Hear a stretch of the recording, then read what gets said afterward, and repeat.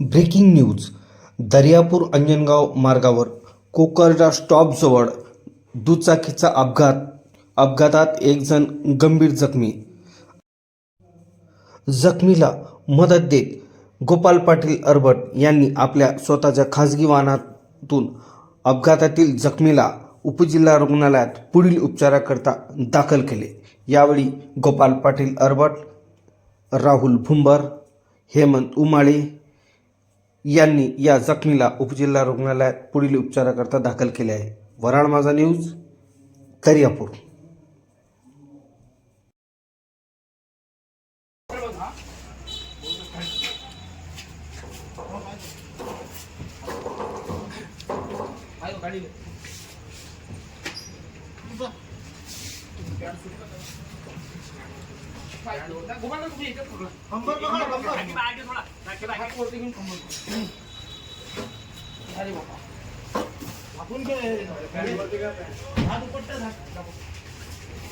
आपलं जायला का भगवान